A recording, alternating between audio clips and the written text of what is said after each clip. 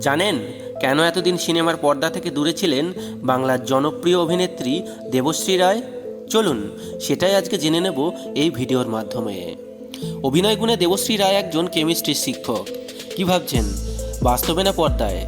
আসলে তার প্রথম ওয়েব সিরিজ কেমিস্ট্রি মাসি আসতে চলেছে শীঘ্রই। হইচই প্ল্যাটফর্মে মুক্তি পেতে চলেছে এই সিরিজ। ইতিমধ্যেই প্রকাশ্যে এসেছে এই সিরিজের ট্রেলার, যেখানে তাকে দেখা যাবে নাম ভূমিকায়। যদিও কেমিস্ট্রি মাসির আসল নাম সুচরিতা, কিন্তু তিনি এখন কেমিস্ট্রি মাসি নামেই সকলের কাছে বেশি পরিচিত। কিন্তু একসময় তিনি টলিউডের অন্যতম ব্যস্ত অভিনেত্রী ছিলেন। মিঠুন চক্রবর্তী বা প্রসেনজিৎ চট্টোপাধ্যায় কিংবা তাপস পাল সহ বাংলার সে সময়ের সমস্ত অভিনেতার সঙ্গে তার অন স্ক্রিন কেমিস্ট্রি ছিল দেখার মতো। এবার তিনি পাঠ বইয়ের কেমিস্ট্রি পড়াবেন, তাও জীবনের সঙ্গে মিল খুঁজে। তার মতে জীবনের সব কিছুতেই লুকিয়ে রয়েছে রসায়নবিদ্যা।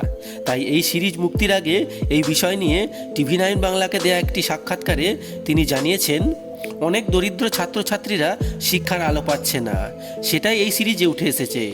সঙ্গে সঙ্গে সেই সময়ের নানান সমাজের সমসাময়িক ঘটনাকেও তুলে ধরা হয়েছে এই সিরিজের মাধ্যমে। কিন্তু মাঝে এতগুলো বছর তাকে দেখা যায়নি কেন পর্দায়? এই বিষয়ে যখন তাকে প্রশ্ন করা হয়, তখন তিনি বলেন, রাজনীতির জন্য।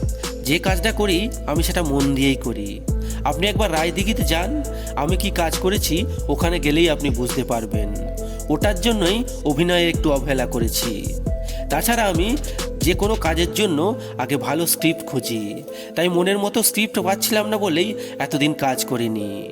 এই গল্পটা পাওয়ার পরও হ্যাঁ বলার আগে আমি বহুবার ভেবেছি, কাজ করতে চাই বলেই অভিনয় করাবো এমনটা নয়।